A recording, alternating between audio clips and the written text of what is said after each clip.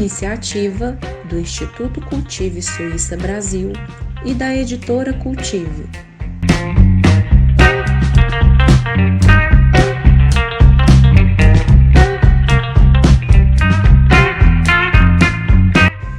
Paulo Freire foi um educador, filósofo e teórico da educação brasileira, nascido em 1921 em Recife, Pernambuco, e falecido em 1997. Ele é reconhecido mundialmente por seu impacto profundo nas teorias de educação, especialmente na pedagogia crítica.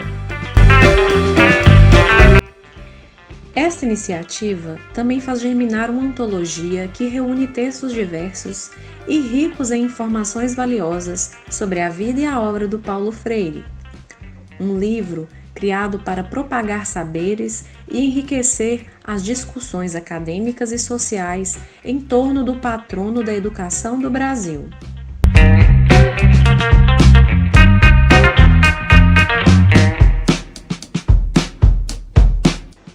Dividir saberes é multiplicar o novo na sociedade.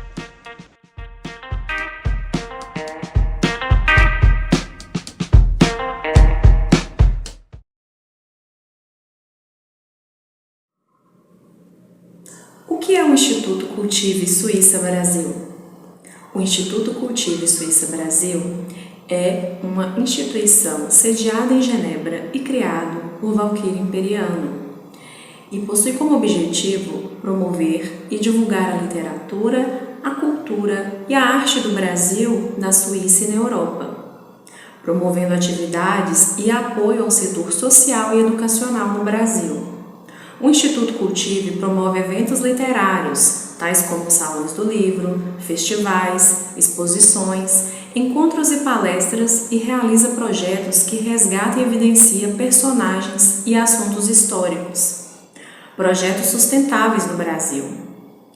O Instituto Cultive apoia e cria espaços culturais e literários, focando no crescimento, no desenvolvimento e no conhecimento da criança e do adulto, para que se tornem seres pensantes, críticos e produtivos, esteja eles no Brasil ou na Europa. O Instituto Cultive criou em Genebra uma biblioteca de língua portuguesa, além de 2 centros culturais no Brasil.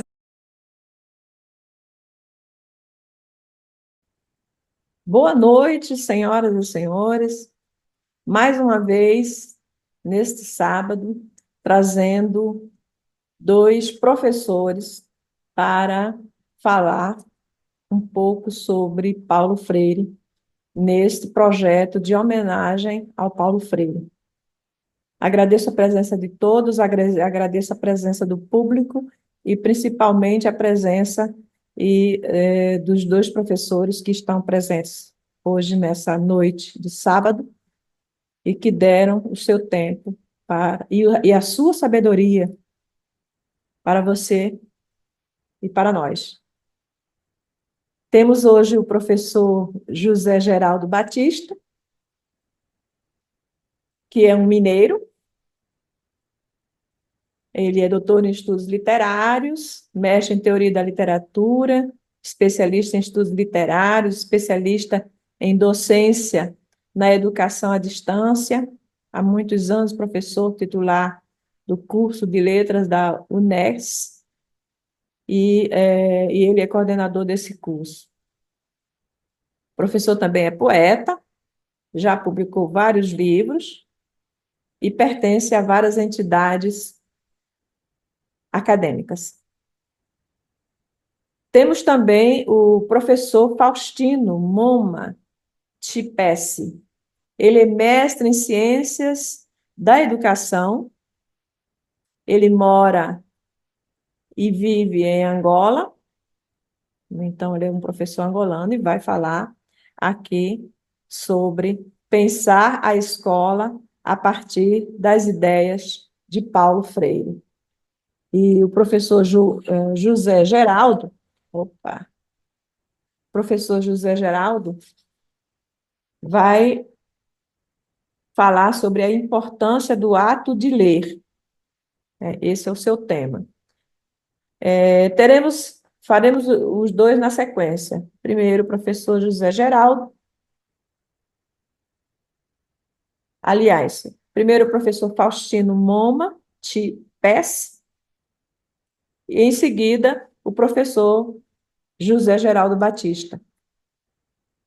Espero que vocês aproveitem esta noite, aprendam mais um pouco sobre o Paulo Freire, e principalmente poder interpretar a obra, a fala e as teorias de Paulo Freire através do olhar de outros professores, que é muito interessante, que dão outra visão.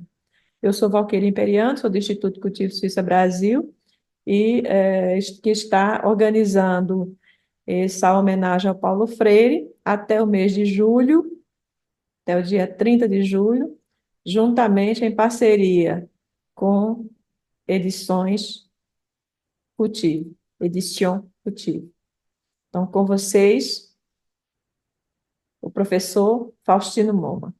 Boa noite a todos, em especial aqueles que nos acompanham a estas horas, tanto a partir do Brasil, Angola e diferentes pontos em que estão os nossos telespectadores. Meu nome é Faustino Moma Chipes, falo a partir do meu país, Angola, e quero estender meus votos de agradecimentos a toda a equipa que está a trabalhar neste projeto, cujo epígrafe sustenta a homenagem do patrono da educação, que é Paulo Freire, e extensivo agradecimento à doutora Gabriela Lopes, à professora Valquíria. Eu estou cá para fazer a apresentação do meu artigo que sustenta a homenagem de Paulo Freire, e eu trago uma temática mais nos princípios, nos ideais de Paulo Freire sobre a educação. É assim que eu trago a temática, pensar a educação a partir dos ideais de Paulo Freire, e é um artigo que busca analisar a relação entre o pensar e o pensamento sobre a educação na visão de Paulo Freire. A linha de reflexão que eu trago em abordagem é eminentemente na base do princípio conceitual, mas alinhado à concepção de homem como um ser social situado historicamente para a ação de um agente transformador do meio social. Este artigo olha para a dimensão de Paulo Freire e traz alguns elementos importantes que nós podemos perceber na configuração da nossa política de educação. Angola rege-se na Lei de Base 32/20, de 12 de agosto, e toda a matriz do sistema de educação e ensino encontra apoio neste documento, que tem uma relação direta com os elementos que sustentam direitos humanos da Constituição de Angola, nomeadamente os elementos apontados no artigo 2 da nossa Constituição da República, e também os elementos que apontam para o cumprimento dos direitos humanos e também para aquelas questões que têm a ver com a valorização do sujeito. Nós queremos elevar nesta apresentação a figura de Paulo Freire, porque percebemos que os ideais de Paulo Freire sobre a educação têm algum apoio direto na nossa Lei de Base do Sistema de Educação e Ensino, e nas linhas de definição de política curricular estão assentes todos aqueles elementos que Paulo Freire traz nas suas abordagens e nos demais documentos que estão disponíveis tanto a nível da Google, tanto a nível dos livros que estão publicados fisicamente e alguns em revistas científicas. Nós sempre partimos do princípio de que a educação em Angola é sempre refletida numa dimensão de política pública social, enquanto o problema tende a aumentar o nível das suas avarias, mas consubstanciando todas as estratégias de articulação que são articuladas para a resolução de tais avarias, naquele princípio segundo o qual o sujeito deve ter o direito de ver o respeito e a consideração das experiências que tem naquilo que é a política de ensino. E nesta perspectiva é possível percebermos que as concatenações que se impõem ao pensamento de Paulo Freire, o artigo 2 da Lei de Base do Sistema de Educação e Ensino venha necessariamente ajustar esta obrigatoriedade ou este referencial que Paulo Freire sempre trouxe como elemento-chave para compreender o sujeito aprendente, que é a existência humana como resultado da condição de ser relacional. Ou seja, Paulo Freire, nos seus escritos, abre uma possibilidade de existir de forma crescida do ser, um elemento que venha dar resposta do homem enquanto ser eminente relacional, e isto de certa maneira pode ajudar a projetar e a discernir ou conhecer melhor o sujeito. Ou seja, a educação deve respeitar o homem e deve olhar no homem como um ser capaz, um ser que tem obrigações de separar as órbitas da sua existencialidade nos diferentes ângulos. No ângulo do ser e não no ângulo do não ser, mas olhar para os elementos que sustentam as suas relações incorpóreas como bases para orientá-lo por meio da educação. E é na capacidade que se impõe de discernir a raiz ou a sua temporalidade que o professor deve, de forma decidida, orientá-lo, tendo como elemento basilar a experiência que ele tem como ser social e racional. Hoje a escola se reconfigura no pensar da lógica de Paulo Freire, na medida em que é possível notar em Angola que o exercício de aprender do sujeito é transmitido num espírito de camaradagem, sempre na base das nuances que propõe refletir os meandros da cidadania, que é uma das epígrafes da lógica deliberativa do pensamento de Paulo Freire. E também todas as ações na lógica deliberativa de Paulo Freire, segundo o qual a escola deve ter a capacidade, deve ter a obrigação de promover um sistema de educação e ensino que produz um aprendizado mecânico que contextualiza, digamos assim, a vida do educando e que possibilita que o educando, com algum desfavorecimento social, desenvolva a sua consciência crítica de sua situação e vê-se como um protagonista da sua própria história. Deve aprender a transformar a sua própria realidade, e isso por meio das ações da coletividade que impõe um ambiente de ensino e aprendizagem. E estes elementos, na visão de Paulo Freire, justamente naquilo que Paulo Freire chamou de educação bancária, cuja base coloca de um lado o educador como um único detentor do conhecimento e do outro coloca o educando como um ser passivo e que nada sabe. Então, Paulo Freire recomenda de que esta maneira de atuar, esta forma da escola olhar o sujeito, pode suprimir a capacidade crítica do mesmo e pode o acomodar no mundo da sua existencialidade.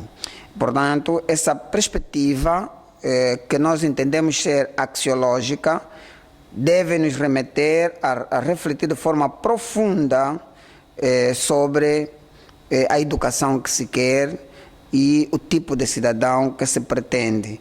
Nas entrelinhas, lembrar também que hoje a escola deve traduzir a igualdade nas condições de acesso e permanência do sujeito para dar resposta daqueles elementos que Paulo Freire advoga nos seus escritos e também hoje é possível ver que os Estados olham para o direito de ser respeitado por seus educandos, digo, o docente, mas também a estes é reservado o direito de serem portanto, ensinado na base de compreender melhor as nuances sociais.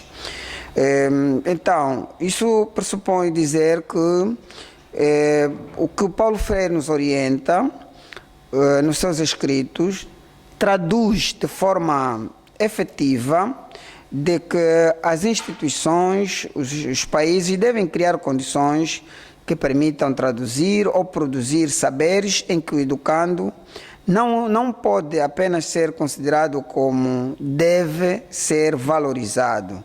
Todavia, é na base dos ideais de Paulo Freire que a escola, enquanto um espaço privilegiado de aprendizagem, ao descrever as suas ações, a educação deve fazer parte deste processo contínuo de potencialização do próprio vir a ser do aluno. Então, Paulo Freire, para nós, é uma figura de extrema importância por serem alguém com uma dimensão cuja sua avaliação ultrapassa todos os contornos de compreensão de uma política social de educação e os seus ensinamentos hoje acabam sendo a porta para a transformação da sociedade, uma vez que Freire orienta de que se deve abrir possibilidade de ensinar o ser a partir das dinâmicas ou da complexidade que ele pode traduzir dentro do ambiente educacional. Então, pensar a educação na lógica deliberativa de Paulo Freire é pensar certo, é olhar para os processos que mutuamente podem influenciar o próprio sistema e os elementos fundamentais que a vida humana pode propor ao sujeito. Nesse sentido, a educação, na base dos ideais de Paulo Freire, a partir dos instrumentos de apoio de política social e política pública educativa de Angola, nós podemos perceber que a tradução sobre as correntes pensamentos de Paulo Freire acabam dando um apoio para traduzir nos currículos aquilo que ele chama de transferência de ações geracionais com base naquelas que são as políticas públicas enquanto ações promotoras da reforma educativa, pois estas incentivam de forma efetiva as mudanças dos propósitos sociais prescritos para uma educação de qualidade. Entretanto, importa destacar que para Paulo Freire, toda e qualquer política educativa, para se pensar certo no tipo de sujeito que se quer, no tipo de cidadão que se pretende, é preciso olhar para as condições verdadeiras de aprendizagem. Condições essas em que os educandos vão se transformando em reais sujeitos da construção e reconstrução do saber ensinar. Pois pensar nas condições verdadeiras da aprendizagem vai pressupor, nos ideais de Paulo Freire, traduzir ou ser capaz de buscar de forma constante os critérios de invenção e reinvenção por meio da reflexão crítica que cada sujeito faz sobre o ato de conhecer, pelo qual se reconhece, reconhecendo todas aquelas ações que o sujeito precisa saber. Paulo Freire é perentório nos seus textos de que a curiosidade ingênua de que resulta de forma indiscutivelmente um certo saber, importa que de forma metódica e desrigorosa o professor caracterizar de forma a perceber a realidade de forma antecipada da experiência que o sujeito apresenta. Em linhas gerais, a educação deve ser vista como uma ação que qualifica o cidadão para o trabalho e facilita a participação do mesmo sujeito na sociedade.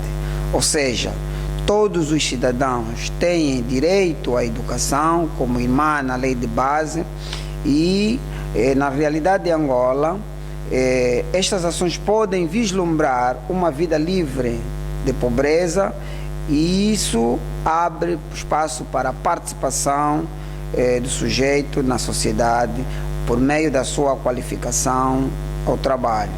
Então, é importante que o próprio sistema de educação e ensino respeite essas nuances, valorize o sujeito a partir da sua experiência enquanto cidadão, respeite a família e assim, de forma bionívoca, se respeite também o Estado.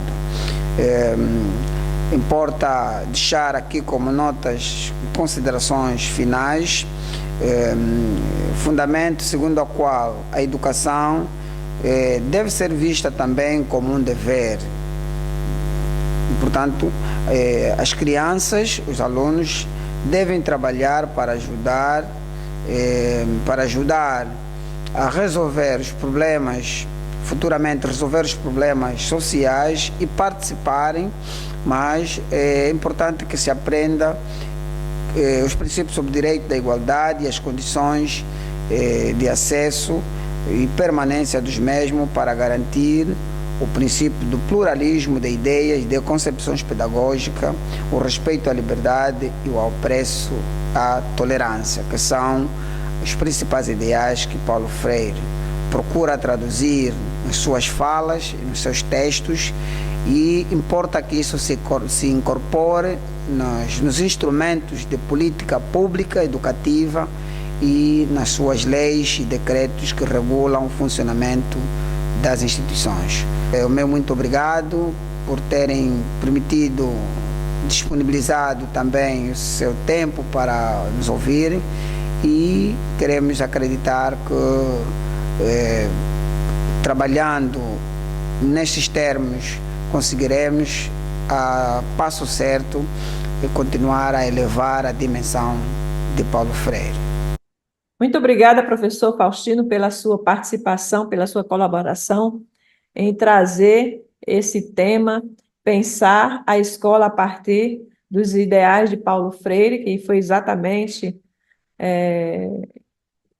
o Paulo Freire teve esse ideal, né, a partir dos seus ideais, e é uma forma muito chama muita atenção da gente para saber também como é que funciona em Angola as ideias do Paulo Freire. Eu fico muito agradecida pela sua participação e eu gostaria de chamar agora o professor José Geraldo com o tema A Importância do Ato de Ler.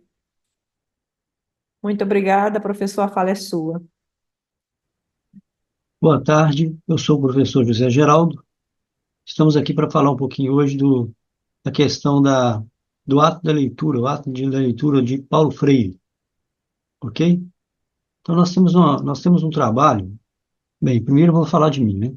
Sou doutor, mestre e especialista em estudos literários, em letras, com com uma especialização, né? Doutorado, doutoramento é na área de estudos literários. Então, assim, o Paulo Freire, nesse texto, que ele diz que o ato da leitura é muito importante, porque eu penso que ele traz para nós a questão da linguagem, da ascensão da linguagem popular no Brasil. Bem, é muito mais profundo que isso, né? Porque o Paulo Freire ele é citado no mundo inteiro, é muito respeitado. Então, assim, é um livro, é um texto que ele engana muita gente, né? As pessoas podem pensar que ele é muito simples, não tem nada de simples, ele é muito pesado. A gente busca ali muitas coisas, tem muitas referências ali. Embora ele só no final do texto ele vai falar do Gramsci, né? Mas ele evitou, ele deixou muito claro que ele deixou muito claro que ele ia evitar esses termos técnicos, os termos científicos, né? Então, assim, o que acontece? Ele, inicialmente, o, ele começa, né, ele vai começar aqui e vai dizer o seguinte: rara tem sido a vez ao longo de tantos anos de prática pedagógica, por isso política, em que tenho permitido a tarefa de abrir, de inaugurar ou de encerrar encontros ou congressos. Então, dizer que aceitou fazê-lo esse de uma maneira muito mais simples, relatando a sua vida própria, sua própria vida. Então, ele vai contar para nós aqui o processo que envolvia uma compreensão crítica do ato de ler quando era sua infância. Dizer que antes mesmo de ser alfabetizado, ele já lia o mundo, que a leitura do mundo é a leitura prévia, né? A leitura anterior, a leitura inicial, a leitura de tudo, é a leitura do mundo. Ela antecede qualquer leitura antes. Então, isso é muito importante para nós. E aí ele vai dizer o seguinte, ele vai continuando, vai dizendo que, depois eu retornarei e explicarei por que eu estou dizendo que ele vai falar dessa ascensão da, da, da leitura, né, dessa escrita popular, da linguagem popular no Brasil, e no mundo talvez, né? Porque o seu texto foi escrito em 1981. Olha bem, nós ainda estávamos naquele período de ditadura, né? Um pouco ditadura. Então, o seu texto também tem esse viés político. Ele é até muito claro, ele diz o seguinte, que para ele, a alfabetização de adultos, né, dos jovens e adultos, antes de tudo, é um ato político, é um ato de bem-querer, é um ato político, é um ato pessoal, um posicionamento durante a sociedade, diante da sociedade. Então, olha bem, ao ir escrevendo esse texto e tomando distância dos diferentes momentos em que o ato de ler veio dando, na minha experiência existencial, primeiro a leitura do mundo, pequeno mundo, em que me movia, depois a leitura da palavra, que nem sempre ao longo da vida da escolarização foi leitura palavra mundo, a palavra mundo, então ele até junto, escreve a palavra junto, palavra mundo, ele fala da palavra mundo, uma palavra escrita junto, ele fez até um ato aqui, meio assim, meio do Guimarães Rosa, né, juntando uma palavra na outra, né? Então ele fez essa palavra, criou-se um termo, é tomada da infância e da distância, buscando a compreensão do meu ato de ler, um mundo particular em que me movia. Ele tinha um mundo particular dele. Então ele estava dizendo para nós que esse mundo é muito importante, o mundo da leitura. Que antes de nós nos preocuparmos em lermos os clássicos, nós temos que fazer com que a pessoa aprenda a leitura no seu mundo, ao seu redor, de acordo com o que a pessoa vive, no momento, no local que ela vive, no momento que ela vive. O contexto da pessoa deve ser levado em consideração. Então ele vai dizendo assim, mas é importante dizer a leitura do mundo que me foi sempre fundamental, não fez de mim um menino antecipado em homem, um racionalista de calças curtas. Então, quer dizer, ele vai ponderando as coisas, né? É muito mais pesado do que a gente imagina o texto. O texto não é tão simples assim. Não é um texto simplesmente que você vai ler, ele está dizendo isso, ele vai simplificar, não. Ele não é simplificou, não é simplório, não. É um texto bem pesado. Esse texto, eu gosto tanto desse texto, que toda vez que eu leio, eu descubro coisas novas, né? Aquela questão da releitura. A gente vai sempre buscando coisas novas, vamos encontrando coisas novas, à medida que nós vamos voltando ao texto. A curiosidade do menino não iria distorcer-se pelo simples fato de ser exercida no que fui mais ajudado que desajudado por meus pais. E foi com eles, precisamente, em certo momento dessa rica experiência de compreensão de meu mundo imediato, sem que tal compreensão tivesse significado, malquerenças, ou que ele tinha de, olha a palavra, encantadoramente misterioso, que eu comecei a ser introduzido na leitura da palavra. Então, assim, olha bem, né? Ele quer dizer que, antes de mais nada, ele estava apaixonado pelo mundo. E quando a pessoa tem paixão pelo mundo que a envolve no contexto, ela vai ter interesse pela leitura da palavra. E ela vai aprender a palavra muito mais facilmente. Ela vai, como se diz, ela vai ter essa absorção da palavra de uma maneira muito mais profunda do que se ela não tivesse encantamento, né? Porque nós vemos hoje nas escolas, as pessoas querem obrigar as crianças a lerem. Ah, você tem que ler tal livro. Mas por que que eu tenho que ler esse livro, né? O que esse livro tem a ver com a minha vida? O que isso tem a ver comigo, com a minha vida, no meu particular? Muitas crianças questionam isso, questionam com razão, porque a gente fica colocando obrigando as pessoas a lerem algo que não tem nada a ver com a vida delas. Então, olha bem, a decifração da palavra fluía naturalmente da leitura do mundo particular. Não era algo que se estivesse dando superpostamente a ele. Fui alfabetizado no chão do quintal da minha casa. Olha que bonito isso aqui. À sombra das mangueiras, com palavras do meu mundo e não do mundo maior dos meus pais. Dos meus pais. O chão foi o meu quadro negro, gravetos, o meu giz. Então, olha bem, o chão foi o quadro negro, os gravetos foram o giz dele. Então, ele aprendeu ali, né? Olha que bacana, muito bonito, achei essa parte.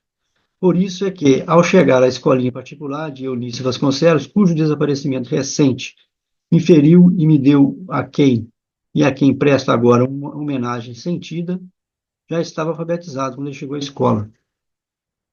Com ela, a leitura da palavra, da frase, da sentença, jamais significou uma ruptura com a leitura do mundo. Ele vai repetir de novo a palavra mundo. Há pouco tempo, com profunda emoção, visitei a casa onde nasci. A outra questão agora é a questão da memória, que é muito importante. Pisei o mesmo chão em que me pus de pé. Andei, corri, falei e aprendi a ler. O mesmo mundo, primeiro mundo que se deu à minha compreensão pela leitura que dele fui fazendo. Então, quer dizer, ele voltou à sua infância, né, naquele momento. O tempo todo, quando ele estava escrevendo o texto, ele diz assim: estou aqui rememorando, né, voltando à minha infância, fazendo lembranças, trazendo à tona coisas que estavam engavetadas na minha mente. E é muito interessante porque quando nós voltamos à nossa infância, a gente tem uma decepção muito grande, né, quando a gente volta aos lugares, né? Normalmente os lugares na nossa infância eram lugares grandes que estão gravados na nossa cabeça, são imensos, né? A gente volta lá, são lugares menores, né? A gente imagina. Por que que o mundo da criança é um mundo muito diferente do mundo que nós observamos, os adultos, né? Então fica um mundo meio imaginário, meio mitológico mesmo. Então, olha, continuando neste esforço de reler momentos fundamentais de experiências de minha infância, de minha adolescência, de minha mocidade, em que a compreensão crítica da importância do ato de ler se veio em mim, constituindo através de sua prática, retomo o tempo em que, como aluno do chamado curso ginasial, me experimentei na percepção crítica dos textos que lia em classe, com a colaboração de hoje, recordada do meu, então, professor de língua portuguesa. Então, olha a importância do professor de língua portuguesa aqui, que ele vai falar agora a respeito, né? Que ele vai falar aqui, ó, que os alunos não tinham que memorizar mecanicamente a descrição do objeto. Isso é muito importante. Mas compreender a sua significação profunda. Na leitura que ele fazia, que o seu professor ajudava. Só aprendendo-a seriam capazes de saber, por isso, de memorizá-la, de fixá-la. A memorização mecânica da descrição do objeto não se constitui em conhecimento do objeto. Por isso, é que a leitura de um texto tomado como pura descrição de um objeto é feita no sentido de memorizá-la. Nem é real leitura, nem dela, portanto, resulta o conhecimento do objeto de que o texto fala. Então, essa questão da memorização, né? obrigar a pessoa a memorizar, obrigar a pessoa a ficar, né, guardando coisas, sendo que aquilo não tem importância. Isso é uma outra coisa. Isso aí para ele isso é mesmo, né? Isso não é para ele só, mas ele falou isso como primeiro, ele disse isso, né? Isso para mim é tortura, né? E é uma tortura mesmo, porque vamos falar a verdade, né? Você estuda para uma prova, se você decorar tudo, daí a pouquinho você já esqueceu tudo, não é verdade? Então, é a pena, né? Para que você vai ficar decorando? Você não decora, você memoriza assim, de acordo com o que você usa, de acordo com a sua necessidade, de acordo com o seu contexto, você vai memorizar sem querer, né? Então, ele vai dizer aqui, eu creio que muito de nossa insistência, enquanto professores e professoras, em que os estudantes leiam, nem num semestre, um sem número de capítulos de livros, reside a compreensão errônea de que às vezes temos do ato de ler. Em minha andarilhagem pelo mundo, não foram poucas as vezes em que jovens estudantes me falaram de sua luta às voltas com extensas bibliografias, a serem muito mais devoradas do que realmente lidas ou estudadas, né? Então, olha bem, aquilo que nós acabamos de falar, que daqui ele fica claro, né? Ele mesmo diz isso com as palavras muito claras, fica muito óbvio naquele texto. E ele vai dizer que a insistência na quantidade de leitura sem o devido adentramento nos textos a serem compreendidos e não mecanicamente memorizados revela uma visão mágica da palavra escrita. Visão mágica, olha bem, visão que urge ser superada, essa visão mágica, né? Essa visão de você decorar. Dizer que naquela época, em 1981, ele falava que isso urgia a ser superado. E nós estamos repetindo muitas vezes nas escolas, hoje a gente se encontra, eu também já trabalhei em escola pública, né? A gente encontra professores por aí trabalhando no mesmo sistema, na mesma época, repetindo coisas, né? Então não houve uma mudança, não houve um grande processo, não houve um progresso nessa questão do Mas Enem. deveria, né? Porque hoje Deveria, a gente sabe que a nível de cognição, é, a memória, ela é curta. Nós temos a memória de trabalho, que é uma memória curta. exato. Se a gente não tiver realmente um foco, focar em cima de determinadas mensagens para que elas sejam fixadas, essa memorização ela vai desaparecer. Primeiro, porque Sim. não tem interesse da criança, né? Do Uhum. estudante. E segundo, porque ele não atingiu aquele estágio em que ele compreendeu a mensagem para poder memorizar. Eu sou uma Exatamente. aluna, eu era uma aluna que precisava compreender para memorizar. Eu não Sim. tinha, a gente chama assim, não tinha memória. Não é que eu não tinha memória, eu não tinha aquela memória curta, é, que é forte, como algumas, muito poucas pessoas têm. Então, é preciso ter o recurso da compreensão do que está sendo ensinado para poder memorizar. E essa compreensão é a partir também do interesse daquilo que chama a atenção do aluno, Uhum. E aí entra a questão da ludicidade também, do lúdico, né? do De lúdico. você, exatamente, das brincadeiras, né? De você ter utilidade, né? Ter utilidade, é isso que importa. Ser útil para você a leitura, né? O que colocar em Tá? prática. Isso vai ter praticidade para mim, para quê? Né? Exato. E aí, agora, eu vou só para engrossar aqui um pouco o texto, vamos lá. Porque eu sou da área de literatura, então vamos trazer aqui agora a questão teórica, né, que eu percebo aqui. Então, veja bem, existe uma teoria que se chama teoria da recepção, porque antes a gente valorizava só o pai do texto. O texto tinha valor, era o pai do texto, né? Foi escrito por quem? Ah, esse texto foi escrito vamos supor aqui, pelo Platão, então ele é muito bom, né? Texto muito bom, mas não é. Então, com o tempo, veio o Wolfgang Iser, é o Iser, dois alemães, e o Hans Robert Jauss. Teoria do ato de ler, chama-se ato de ler, o ato da leitura. Então, eles trabalharam muito essa teoria da recepção. E aí começaram a valorizar o quê? Valorizar os textos, valorizar o quê? O estético, o valor estético das obras. Isso é muito importante. Então, com a teoria da recepção, veio o valor estético, valorização do estético. Então, agora já não é só o pai do texto, né, que importa, tem que ter valor estético. E com a teoria da recepção, veio aqui a questão do cobrir as arestas do texto. Então, os textos são cheios de arestas. Quem que vai completar essas arestas? São os leitores, né? São os leitores. Então, hoje nós temos a valorização do pai do texto, nós temos a valorização do estético e do leitor. O leitor é importante. É o leitor, aquele que completa as arestas. Então, aí nós vamos ver agora a questão da leitura, da questão que eu estou dizendo aqui, a questão do Paulo Freire, a questão da leitura do mundo, né? A questão da complementação da leitura. Então, o leitor é tão importante, o consumidor de uma obra é tão importante quanto o autor, quanto a obra. Né? E isso vai ser de acordo com a sua vida, de acordo com a sua experiência, com a sua vivência, é que ele vai completar a obra. Então, é aqui que eu estou dizendo, é aqui que o Paulo Freire foi, assim, magistral, né? Essa questão dessa escrita dele, nesse texto, em 1981, que antecedeu todos esses textos que eu estou acabando de dizer, todos esses autores.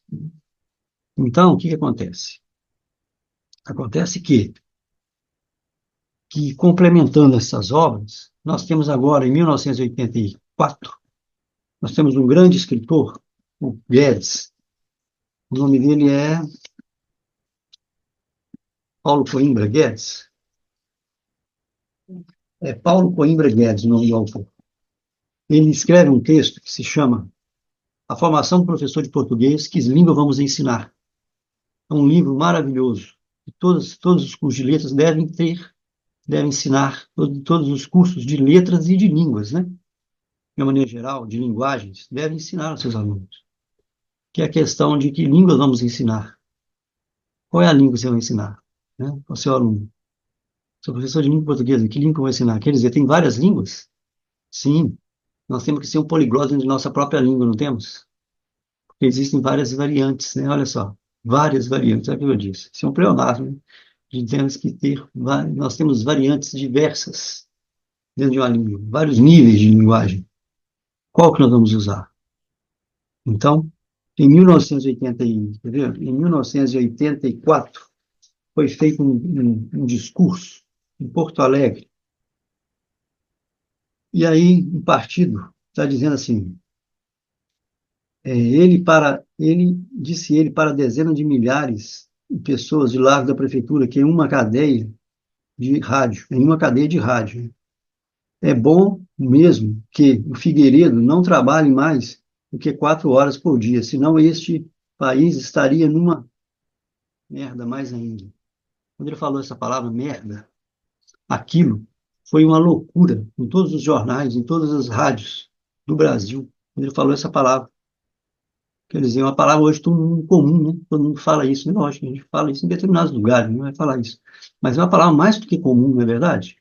Então, quando ele falou isso, parece que criou-se o quê? A ascensão da palavra da língua popular. Nesse mesmo momento, mobilizado, no ano 1984, né, numa assembleia de funcionários públicos federais em greve, no Planalto lá da Assembleia Legislativa do Rio Grande do Sul, falava um senhor de ar respeitável, cujo discurso solene, cheio de figuras de velha retórica, expressando sérias acusações ao governo e proclamando a inexorável vitória de movimento, incapacitava a plateia que apelava aos gritos à mesa que não mais tolerasse aquela perda de tempo. A mesa fazia esforços para assegurar-lhe, abreviar-lhe a palavra, até que o orador concluiu sob vaias. A seguir veio anunciado o relato representativo de greve no funcionário da universidade. Aí ele vai dizer o seguinte, olha, pô, pessoal, é a primeira vez que falo tanto para tanta gente. Pô, pessoal, pô. Então, quando ele falou isso também, criou-se, então, olha bem, isso foi tudo tentado abafar, todos tentaram abafar esses discursos naquela época, em 1984, hein? Olha que o Paulo Freire escreveu isso aqui em 1981, 3 anos antes. Então, em 1984, já estavam tentando, né, a língua popular estava realmente buscando, né, sua voz. Que hoje nós temos a questão do preconceito linguístico, né? Não sei se vocês já ouviram falar, né, do preconceito linguístico, que é do Marcos Baim. Tem um livro que se chama Preconceito Linguístico, do Marcos Baim, que ele vai fazer essa questão. E o Paulo Freire aqui fala que também, em 1981, o Paulo Freire vai falar que ele ficava, quando ele foi para a escola, o professor dele ficava fazendo essa comparação das diferenças entre o português de Brasil e o português de Portugal. E o Marcos Baim, ele faz muito bem isso. Ele fica comparando, ele fica falando, né, de que é. Existem as pessoas que usam a língua da naftalina, né, a língua que está cheia de naftalina, língua antiga, que não é bem assim, nós precisamos ser mais moderados, nós precisamos aceitar melhor a fala do outro, né? E é com certeza por aí, que a língua é viva, ela se transforma o tempo todo, não é verdade? Então, isso foi falado em 1984, essa vontade de, de ascensão da língua popular. E aqui, eu gostaria de falar para vocês aqui, tem um texto aqui, tem uma parte de um texto aqui, olha bem, estava falando lá no discurso, aí de repente falou assim, aqui, ó, todas as marteladas que foram submetidas, todas as falas populares, públicas, ao longo da história do Brasil, com a finalidade de excluí-las da língua portuguesa, não conseguiram calar a boca do povo brasileiro, nem impedi-lo de ir, mas, mesmo assim, dizendo, nós vai. Por quê? Porque antes, em outro discurso, alguém estava dizendo assim, ó, nós vai. Aí o presidente falou assim, olha, isso aqui é uma casa de respeito, use-se a língua portuguesa de maneira correta. Ele falou assim, bem, aqui pode ser casa de respeito, mas nós usamos a língua correta, né? Nós vamos usar a língua correta. Mas vocês usam a língua correta, diz nós vamos e não vão. Nós dizemos nós vai e nós vamos, né? Então é por isso que ele disse aqui, né? Então é muito importante isso também. Então na visão do Paulo Freire, essa linguagem popular, ela tem que ser, né? Tem que ter essa ascensão nesse lugar. E nós temos que sabermos definir, discernir, né? O que é essa, onde dizer, usar uma variante e onde usar outra, né? Em qual momento. Isso é ser poliglota dentro da própria língua. Que isso não é linguagem, não é nós que estamos falando sobre isso, né? Quem falou isso foi o Evanildo Bechara que falou isso. Nós temos que ser poliglota dentro da própria língua. Eu disse agora há pouco que só no final do texto é que o Paulo Freire foi falar do Gramsci, né? Não, mas antes ele falou do Marx e do Feuerbach também, nas duas teses dele. Parece importante, contudo, que evitar uma compreensão errônea de que estou afirmando sublinhar que a minha crítica à magicização da palavra não significa de maneira alguma uma posição pouco responsável de minha parte em relação à necessidade de termos educadores e educandos de ler sempre seriamente os clássicos, neste daquele tempo do saber, daquele campo do saber, de nos alertarmos dos textos, de criar uma disciplina intelectual sem a qual inviabilizamos a nossa prática enquanto professores e estudantes. Então, olha bem, aqui ó, é aquela parte que eu disse, que ele está dizendo que ele está defendendo essa linguagem popular, mas ele não é irresponsável. Não está dizendo que não precisa ler os clássicos, não precisa levar a coisa muito a sério, não. Não é isso. Né? Nós temos que ser ponderados, nós temos que saber fazer qual é a técnica que nós vamos utilizar, qual o momento que nós vamos utilizar, né? Tudo com responsabilidade. Não é assim também bagunça, não. Ok? Tem que deixar muito claro isso. Então, ele vai até dizer que ele no tempo bem remoto, das vezes em que demorava na análise dos textos de Gilberto Freire, de Lins do Rego, de Graciliano Ramos e Jorge Amado. Ele lia bastante, né? Textos que eu levava de casa e que ia lendo com os seus estudantes, sublinhando aspectos da sua sintaxe estreitamente ligados ao bom gosto de sua linguagem. Ele está falando agora da época dele, quando ele se tornou professor e levava esses textos e trabalhava-se a sintaxe desses textos com os alunos, trabalhando a questão, por exemplo, do contexto, né? Igual, por exemplo, o Jorge Amado trabalha muito essa questão imagine, todos os textos do Jorge Amado, se as pessoas falassem um português castiço, português fino, não é isso. Não existe isso. Igual tem um livro, não me recordo bem, não sei se é da Suassuna, eu acho que ela é sobrinha do Ariano Suassuna, ela conta assim, esqueci o nome dela, agora tem um livro dela que ela diz o seguinte, que o aluno, a professora pediu ao aluno que fizesse uma redação, e o aluno fez a redação, né? Só que o pai do aluno trabalhava vendendo cabra, então ele colocou lá, escreveu tudo certinho, né? Como o pai dele se comunicava com as pessoas com as quais ele comercializava as cabras, né, e tudo mais. Imagine o português que foi utilizado, não foi o português daquele momento, daquele lugar, né? Era o português normal daquele lugar, as pessoas se entendiam, né? Aí a professora chamou o aluno e falou assim, está errado, tem que corrigir o texto. Aí eu fico assim pensando, né? Eu e o Patati do Assaré, coitada da professora, né? Igual a Patati do Assaré falou, coitadinha da professora, ele saiu da... Tinha uma peninha dela, saiu da escola por causa disso. Que a professora não compreendia, não sabia, ela pensava que sabia, mas ela não sabia em português, né? Ela pensava que tinha que sair repetindo, falando, como se fala no dicionário, como se fala numa gramática normativa. Isso não é gramática, né? Gramática viva, gramática usual, a gramática internalizada do texto. Isso sim. Muito bem. Então, aí nós vamos agora. Inicialmente, me parece interessante reafirmar que sempre vi a alfabetização de adultos como um ato político e um ato de conhecimento, por isso mesmo, como um ato criador. Então, olha que importante isso que ele falou.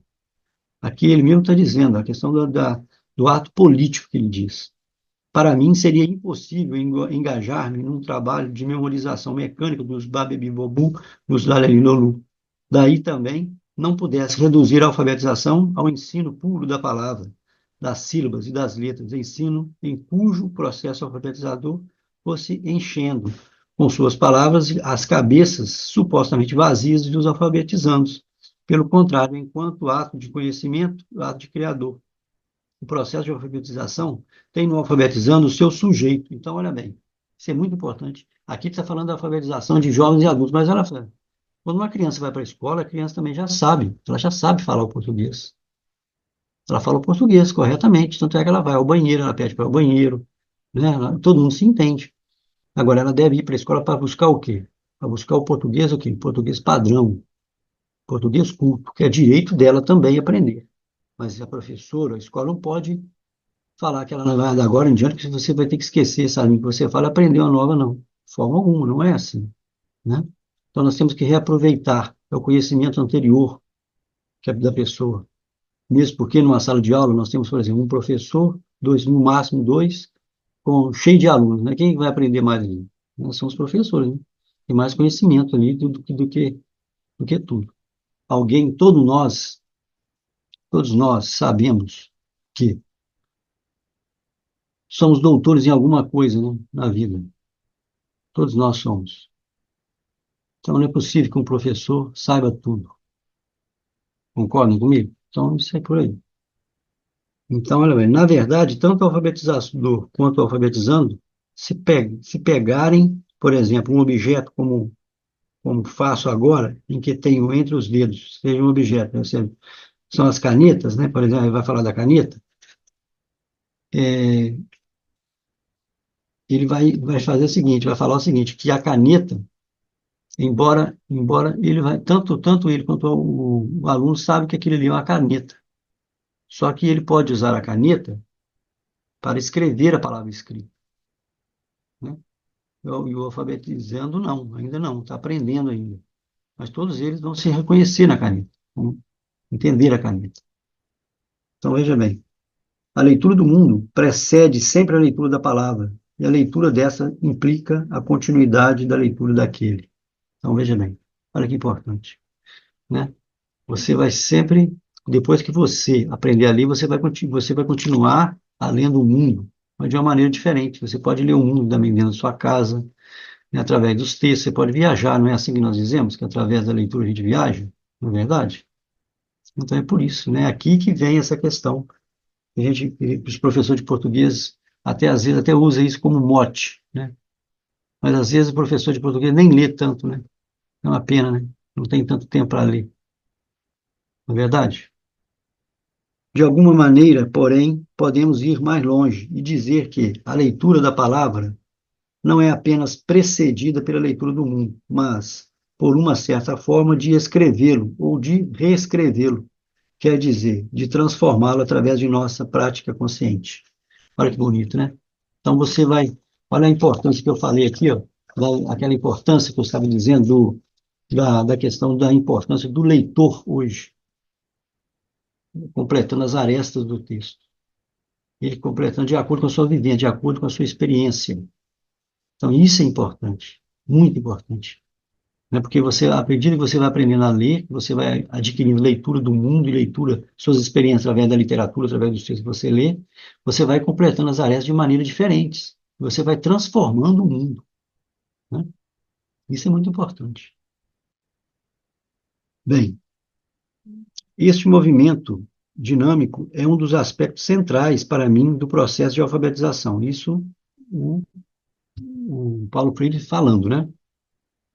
Aí que sempre me tinha insistido em que as palavras com que organizar o programa de alfabetização deveriam vir do universo vocabular dos grupos populares. Aqui ele vai falar, expressando a sua real linguagem, os seus anseios e suas inquietações, as suas reivindicações e os seus sonhos. Então, né, se nós observarmos, né, um país igual o Brasil, por exemplo, um país extremamente rural até os anos 60, vamos falar assim, porque nós tivemos aí o êxodo rural, mas até os anos 60 o país era um país mais rural do que tudo, porque até hoje nas periferias, a gente encontra pessoas, todas que vieram, né, de lugares distantes, no interior do Brasil, às vezes, e aí foram formando essa periferia que nós temos hoje. São pessoas que têm uma fala diferente, uma fala de todo o Brasil, uma fala popular. E aí vão dizer que o Brasil tem que falar o quê? O Brasil tem que falar o quê? Qual é o idioma que o Brasil fala? Né? O Brasil tem que falar um idioma popular, mesmo, um idioma do povo. É com o que é o povo é que tem manda, o povo é que tem a fala. Não é verdade? Essa voz do povo, a voz bonita, né? Essa voz, essa aí, essa fala do povo, isso aí. A palavra tijolo, por exemplo, se inseriria numa representação pictórica, né? De um grupo de pedreiros, né? A palavra tijolo. Por que eu vou ficar ensinando palavras difíceis se eu estou ensinando para pedreiros? Ensinar a palavra tijolo primeiro, né? Por exemplo, construindo uma casa. Né? Olha que bacana, não é verdade? Isso aqui, ó, em 1954, nós tivemos um movimento chamado Movimento Concreto, o movimento mais sofisticado da literatura brasileira, concretismo. Trabalhava isso. Né? E aí as pessoas não entendem, não entenderam isso. Por que que eles tinham essas palavras? Por que que tinha palavra diferente? Por que eles pregavam que a palavra tinha forma? Forma? A forma, sim. Aí fizeram até aquele poema, né? Beba Coca-Cola, né? Todo mundo já... Coca-Cola, beba Coca-Cola. Tem aquela forma. No poema ele era mais assim, como se fosse um quadro. Tinha o visual, né? O visual do quadro, da palavra. Era para ser escrito daquela maneira, por causa disso, né? Então é isso. Então vamos lá. Leitura anterior no mundo, antes, da palavra. E aqui, ó, concluindo, aí ele vai falar do Gramsci, aqui na chamaria de Gramsci, chamaria de contra-hegemônica, o Gramsci, aqui ele vai citar o Gramsci, concluindo essas reflexões em torno da importância do ato de ler, que se implica sempre a percepção crítica, interpretação da reescrita, do lido, gostaria de dizer que depois de hesitar um pouco, resolvi adotar o procedimento que eu usei no tratamento do tema, em consonância com a minha forma de ser e com o que posso fazer. Então, foi isso que ele fez, né? Ele tentou trazer aqui para esse texto, que é um dos textos mais belos, mais significativos que eu vejo no momento, e que passa, às vezes, as pessoas pensam que assim, é uma coisinha tão simples, mas não é. Muito profundo esse texto. O Roland Barthes, ele tem um texto chamado O Prazer do Texto. Prazer do Texto. É um texto fininho, é um texto, um livrinho fininho, pequenininho. Dá para você ler aí na manhã, assim, de manhã, está cansado, está descansado, né? Acordou no domingo, aí pega o texto e lê. Ele vai falar dessa fruição, texto de fruição, não é de fluição, não, com L, não, com R, com fruição, é do prazer, fruir, do prazer. Fruição quer dizer prazer, prazer quase sexual mesmo, fruir, fruição. Então ele vai falar disso, o prazer do texto. Isso é o prazer do texto. E aqui o nosso querido Paulo Freire está trabalhando, no meu perceber, esse texto trabalha muito essa questão do prazer do texto, a questão da linguagem popular, né, a ascensão da linguagem popular no Brasil, o lugar do povo, o lugar da linguagem do povo, né?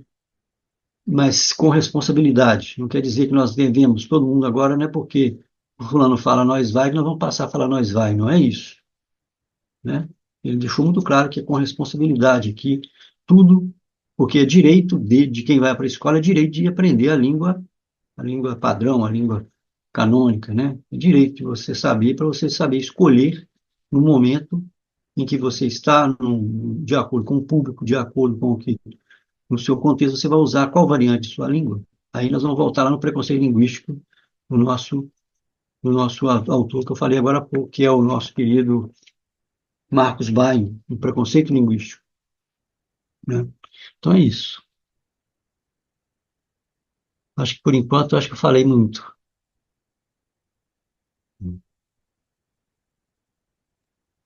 Bom, professor, é, não falou muito, não, falou o que devia falar, né? Então, E tá bom. passar essa mensagem para a gente que é realmente o que torna incompreensível, às vezes foi mal interpretado também na linguagem, nas informações de Paulo Freire, né? Que é exatamente essa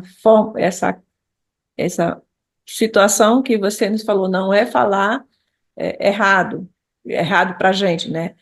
Assim, fora da norma culta, mas é também é, entrar na norma culta, porque o aluno tem direito, mas ele pode usar a linguagem dele. Então, essa compreensão é que ficou meio difícil, né? Fica meio enrolado assim para muito o professorado todo, além de outras mensagens que ele passou que também foram interpretadas de modo diferente, como o comportamento do aluno na própria sala de aula, etc. O sentido de liberdade. Então, Paulo Freire é um, é um professor, foi um professor, e ele tem essas ideias dele, que são muito complexas e é preciso estar dentro da cabeça dele para compreender realmente de fato o que se passa. Porque a gente que está aqui do lado de fora, nós podemos e temos essa liberdade de interpretar como queremos, mas é preciso interpretar corretamente o que ele está dizendo, né? Sim, com certeza. Né? E aí, assim, nós temos essa questão do você acabou de falar aí, né? Que essa questão de falar errado, né? Do falar errado, né? Do falar errado. Será que nós estamos falando errado? É, Será que você está falando errado? Será que num momento, igual, por exemplo, ele começa o texto dele aqui usando pronome, ele fez questão de escrever. Em Portugal, depois ele fala, aqui tem uma parte do texto que ele vai falar, que o professor dele trabalhava diferente do língua portuguesa de Portugal para a língua portuguesa do Brasil. No Brasil, nós começamos, até que na fala, nós começamos a falar com pronome. Em Portugal, jamais, né? Isso é um equívoco, eles ficam até, eles coçam a cabeça na hora de se ouvir alguém começar uma frase com pronome na fala. E aqui não, o próprio Paulo Freire começa o texto dele falando com pronome, ele começa escrevendo, então ele começa com o pronome me, né? Foi me que ele usou aqui, ó. Aqui, ó.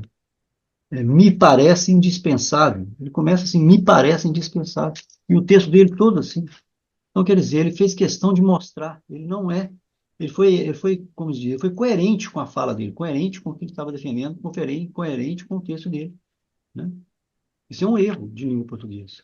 Isso na redação do Enem é inaceitável, né? Inaceitável. Já começa ali, o professor já vai cortar ali, já vai começar perdendo nota ali. Então, nós vamos tirar nota do Paulo Freire? De jeito nenhum. Desse texto aqui, de forma alguma, não vou tirar nota dele de jeito nenhum. Para mim, está nota 100 aqui, nota 1000.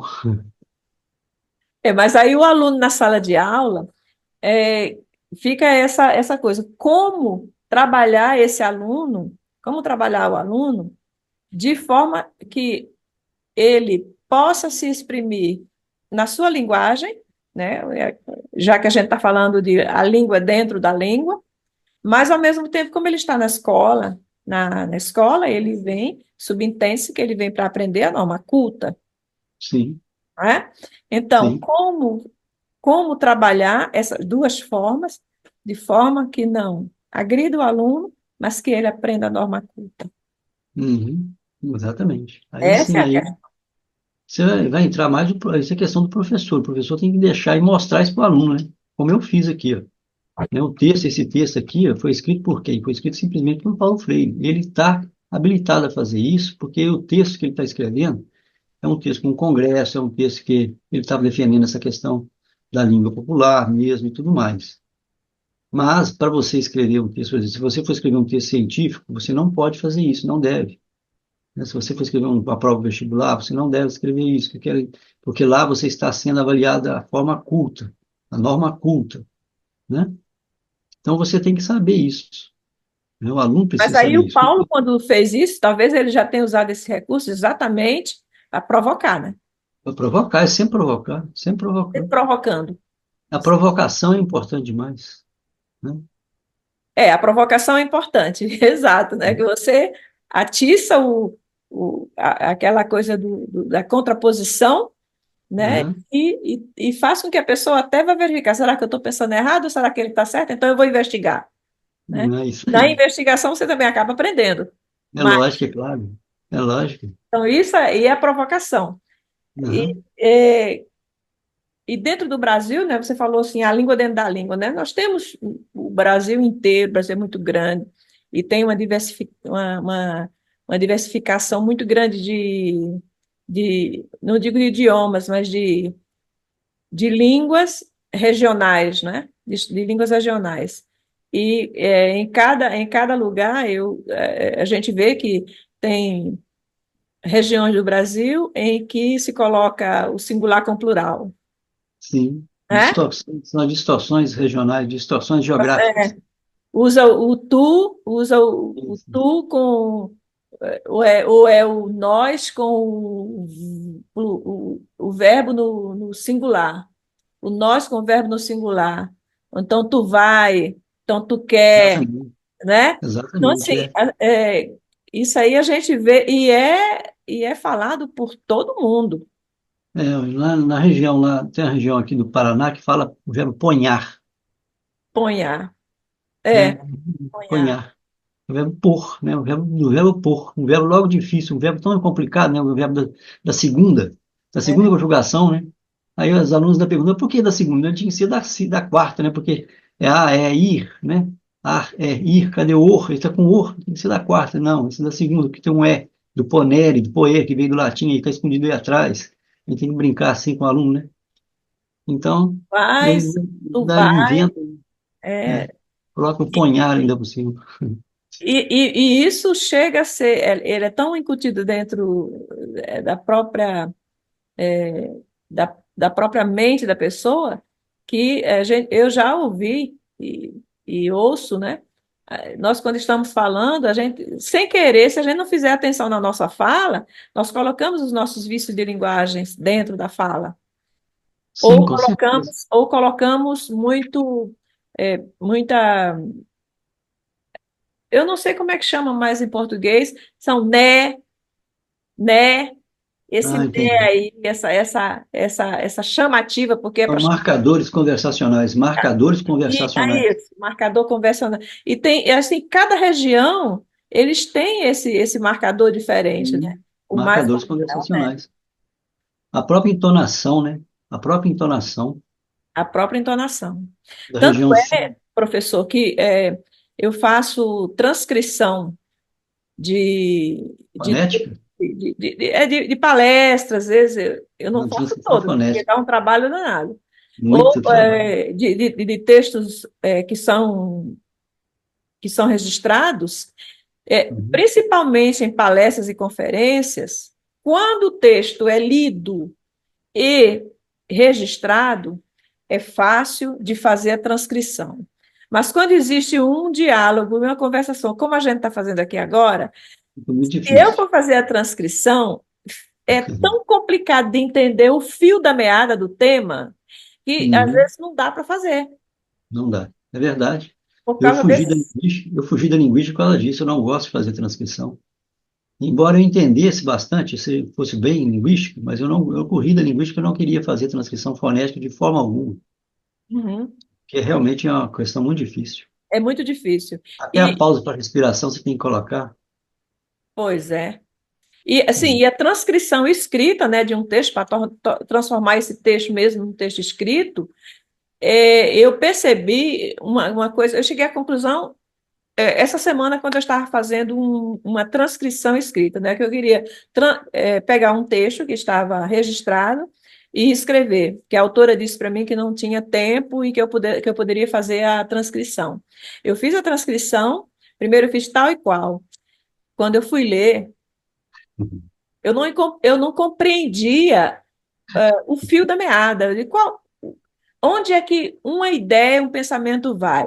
Então, eu cheguei à conclusão que quando nós ouvimos, nosso cérebro automaticamente ele faz uma tradução do que nós estamos falando e a gente tem essa compreensão Uhum. imediatamente, porque existe um diálogo entre duas pessoas e aquelas perguntas e respostas e as pausas, elas se encaixam. Quando isso é registrado e depois para fazer realmente a escrita, é, transformar isso num texto, é um trabalho de louco. É assim. É um E isso trabalho aí, por isso que quem que escreve ata, por exemplo, quem escreve ata, a ata já é difícil. Transcrever ata já é uma coisa difícil. Agora, você imagina transcrever um diálogo, uma entrevista, né? Um momento assim como esse nosso aqui. Transcrição disso aqui é muito difícil. é muito difícil, Nós porque temos os olhares, nós temos aqui os olhares, nós temos os gestos, tudo isso inclui, a fala tudo do isso nos corpo, ajuda, tudo isso nos ajuda. O corpo fala, né? o corpo O corpo fala. fala. Então, assim, isso nos ajuda muito. E quando você vai transcrever, você se perde isso. Como você vai fazer? É aí que você perde o fio da meada, você não consegue se entender por isso. É difícil, né? Então, assim, Muito eu cheguei à complicado. conclusão que a linguagem, a oralidade, É. é e o cérebro, ele tem um recurso impressionante de compreensão e Aham. de traduzir o que está sendo dito, o que está Uhum. sendo ouvido, de maneira que essa oralidade, ela se transforma dentro do nosso cérebro num texto compreensível. Isso é, Uhum. isso para mim é um fenômeno. É isso Eu mesmo. acho Você assim, falou que extraordinário, é um fenômeno mesmo. É um extraordinário. fenômeno mesmo, em todos os sentidos. É um fenômeno e é um fenômeno, né? Em todos os sentidos. Olha a palavra. É isso mesmo. Eu acho que a gente já, né, falou bastante aqui de tudo, né, de toda esse arcabouço que o professor Paulo Freire colocou aí, e ele está sempre nos trazendo coisa nova, né? Ele está sempre, cada vez, como você É. falou, cada vez que se ouve alguém falar de um tema sobre ele, porque o olhar daquela pessoa, ela faz uma leitura diferente, é super abrangente, impressionante, e assim, e é Uhum. maravilhoso para nós que ouvimos, porque aí a gente Uhum. consegue também fazer uma nova leitura, né? Sim, é isso mesmo. O Paulo Freire, eu até fiz um poema para ele, só eu até esqueci. Ah, Até então, procurei aqui, aproveita aí, não encontrei o poema aqui. não Eu encontrou. fiz um poema para Paulo Freire, em homenagem ao Paulo Freire, sabe? Há muito tempo, não publiquei ainda. Então, tá na hora, quando você enviar o seu ensaio, pode Ah, enviar o poema junto, e aí a gente publica, Que bom, né? bacana então. A gente Então tá bota no legal. mesmo. É uma Vou tentar forma de. encontrar e vou enviar, hein? Com certeza. Então Então você tá é ótimo. poeta.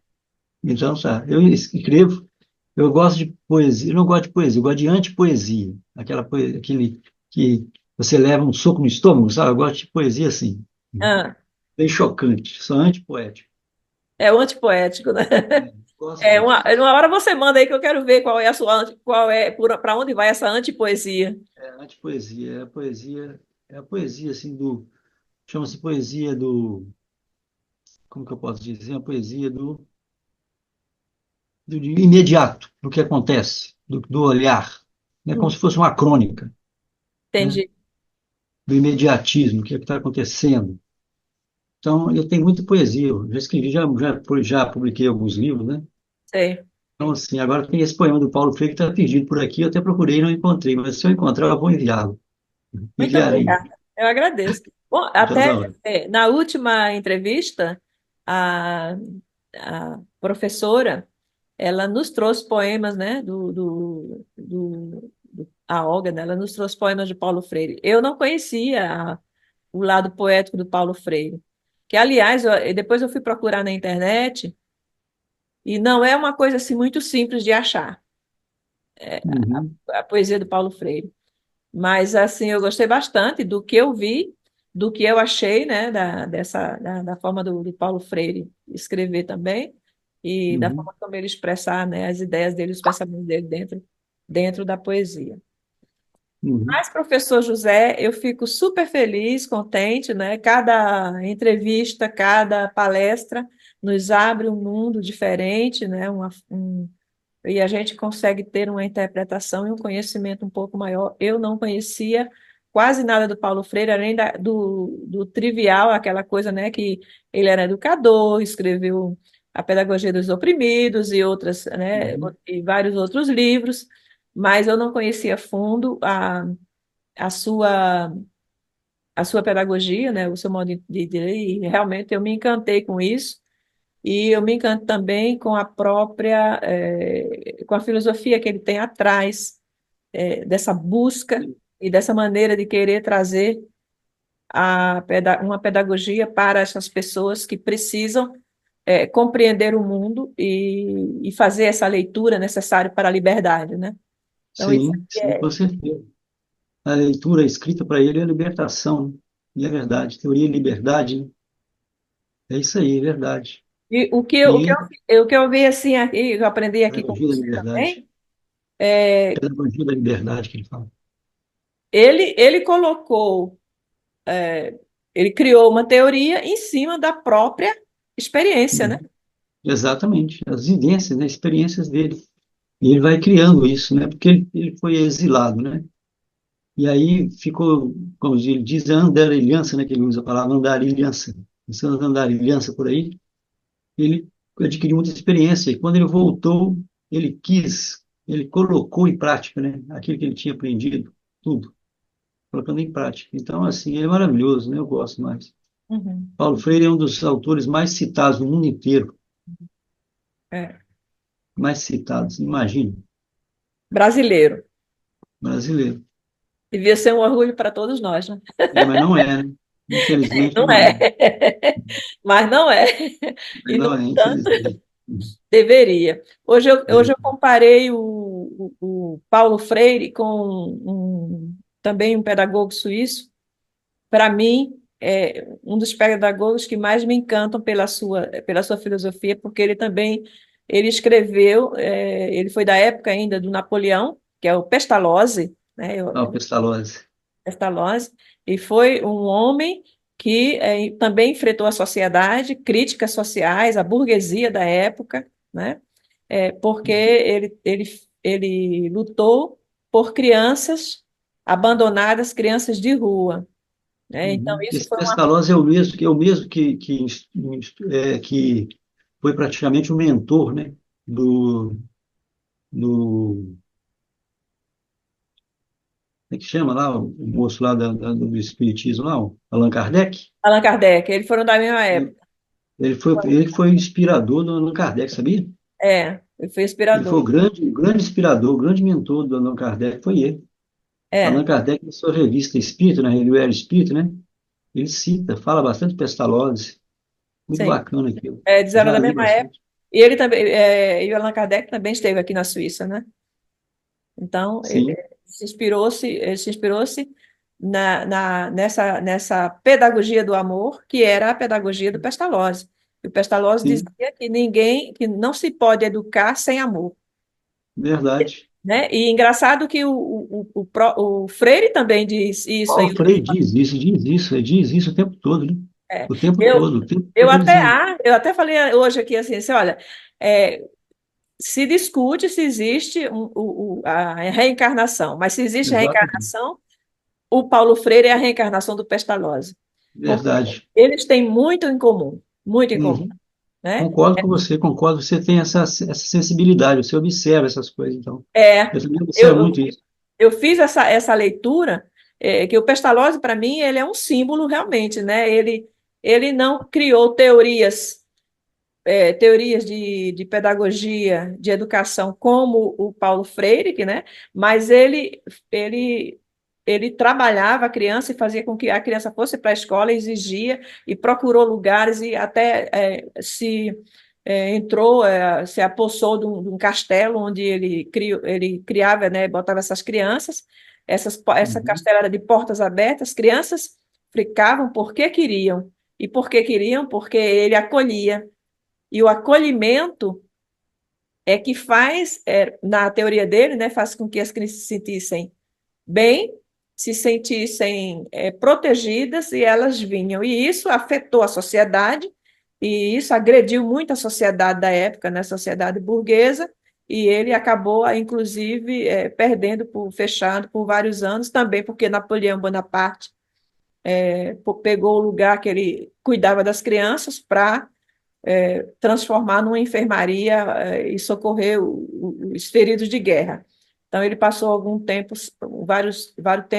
vários anos, com as crianças na rua, mas ele fez tudo para proteger essas crianças, para alimentar, para cuidar e para, sobretudo, dar educação, ensinar a ler, ensinar essa verdade, essa, essa coisa de tirar a criança da rua, de fazer com que o pobre, né, a criança pobre, tenha essa proteção, e isso Uhum. ele fazia isso com muito amor. O amor foi a base do Pestalozzi. Olha bem, muito bonita a história, né? É, Bonita belíssimo, demais essa história. Porque a belíssimo. gente vê, cada época tem os seus gênios, né? E ele foi um gênio da sua época, né? Porque dizem que os gênios estão, assim, no mínimo 100 anos à frente, né? À frente de sua época, né? E é verdade. Ele estava muito mais do que 100 anos, né? Porque hoje em dia nós ainda não conseguimos, né?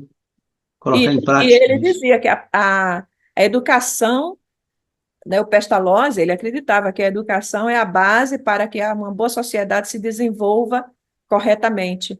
Uhum. Sim, é E, claro. né, e hoje a Suíça na época era uma miséria, né, nessa Uhum. época era pobre, todo mundo era muito pobre, existia uma classe minoritária burguesa, mas o resto da população passava fome, vivia no frio, com muita dificuldade. Hoje a Suíça é um país que sobrepujou todas essas dificuldades e a mim é graças à educação, né? Uhum. Essa é a educação que está por baixo, por trás disso tudo aí, né? A metodologia, a gente, né, pode se discutir, porque era muito rígido com Calvin, porque isso, porque aquilo mais funcionou.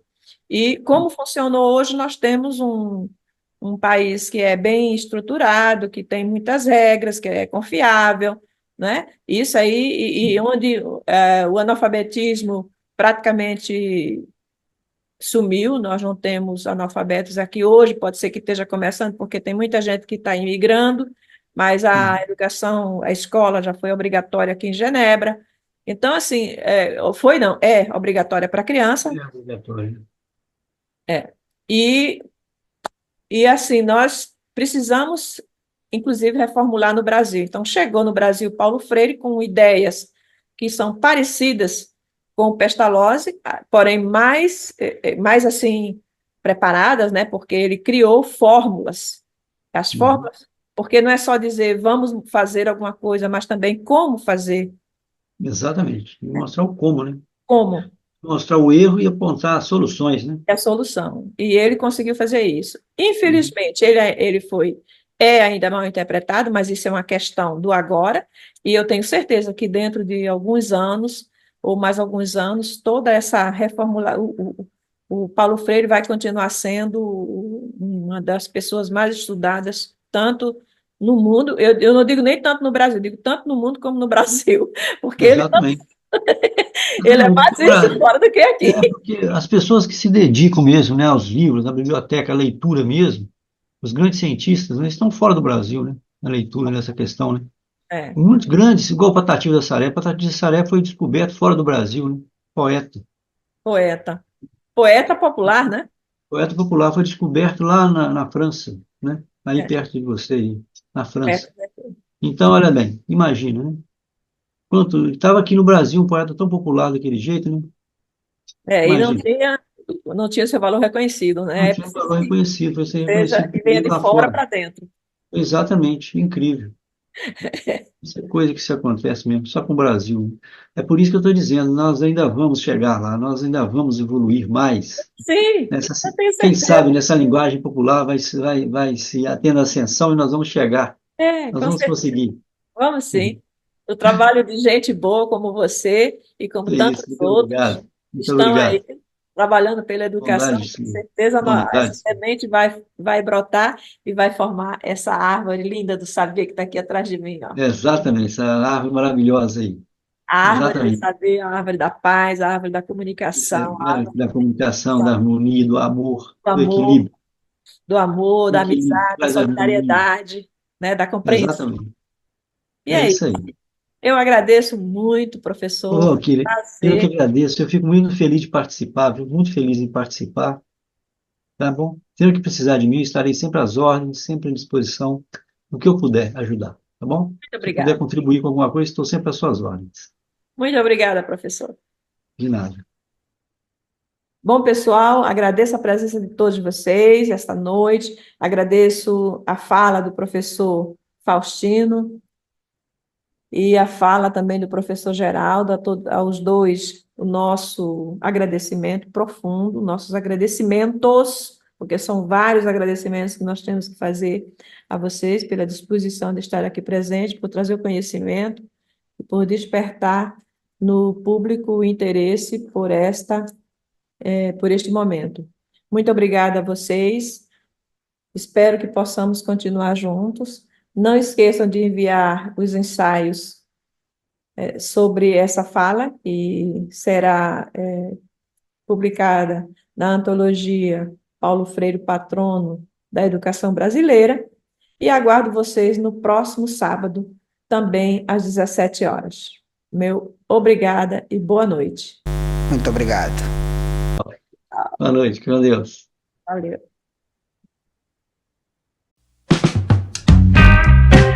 Uma iniciativa do Instituto Cultive Suíça Brasil e da editora Cultive.